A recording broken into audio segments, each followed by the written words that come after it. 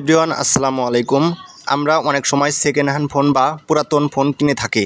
তো এই পুরাতন ফোনগুলোতে ডিসপ্লেতে সমস্যা আছে কিনা বা ব্যাটারিতে সমস্যা আছে কিনা বা ফোনের যে কোনো সমস্যা আছে কিনা আমরা কিন্তু ধরতে পারি না ভালোভাবে। তো আজকের এই ভিডিওতে আমি এমন একটা টিক্স শিখিয়ে দেব যে টিক্সের মাধ্যমে আপনারা পুরাতন ফোনে কী সমস্যা রয়েছে বা আপনার ফোনে কী সমস্যা রয়েছে খুব সহজে কিন্তু ধরতে পারবেন। তো এরকম ভিডিও পেতে আমার চ্যানেলটিকে অবশ্যই সাবস্ক্রাইব করে পাশে থাকবেন। তো চলুন ভিডিওটা শুরু করা যাক। তো প্রথমে আপনি চলে যাবেন আপনার ফোনের প্লে স্টোরে। তো প্লে স্টোরে চলে যাওয়ার পরে এখানে একটা সার্চ আইকন দেখতে পারবেন, এখানে একটা টাচ করবেন। তারপর উপরে সার্চ বক্স দেখতে পারবেন, এখানে একটা টাচ করবেন। তো এখানে টাচ করার পরে আপনারা এখানে লিখবেন ডিভাইস ইনফরমেশন নামে একটা লিখে দেবেন। তো আমি লিখে দিলাম ডিভাইস ইনফরমেশন। তো এটা লিখে সার্চ করে দিলাম। সার্চ করার পরে এখানে একটা এরকম একটা অ্যাপ্লিকেশন আসবে। এই লোগোটা অবশ্যই ভালোভাবে দেখে নেবেন। তো আপনারা যে ফোনটা নিতে চাচ্ছেন সেই ফোনের প্লে স্টোর থেকে অ্যাপটা ইনস্টল করে নেবেন। তারপর এখান থেকে আমি ওপেন করে দিলাম। তো আপনারা ওপেন করবেন সেমভাবে। তো তারপরে এখানে দেখতে পাচ্ছেন এখানে কিন্তু ডিভাইসের ড্যাশবোর্ড চলে এসেছে।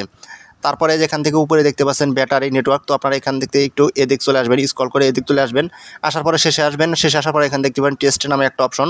তো আপনারা এই টেস্ট অপশনের উপরে একটা টাচ করে দেবেন। তো এখানে টাচ করে দেওয়ার পর এখানে ডিসপ্লে দেখার জন্য ডিসপ্লেতে টাচ করবেন। তারপর এখান থেকে নেক্সট করবেন। যদি এখানে কালো বা সাদা দেখায় তাহলে বুঝবেন যে না, এই ফোনের ডিসপ্লেটা সমস্যা নেই, তাহলে আপনারা এই ফোনটা ভালোভাবে নিতে পারেন। তারপরে এখান থেকে ইয়েস করে দেব।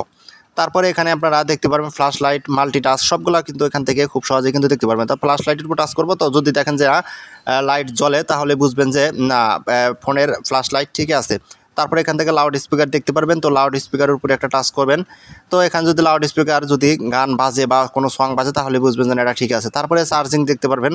তো চার্জার এখানে কিন্তু আপনারা দেখতে পারবেন এখানে ব্যাটারি সমস্যা আছে কিনা সবগুলো কথা এখানে সব কিছু দেখতে পারবেন। তাহলে ব্লুটুথ রয়েছে, ফিঙ্গারপ্রিন্ট রয়েছে, ফোনের A to Z সেটিংসগুলো কিন্তু এখান থেকে খুব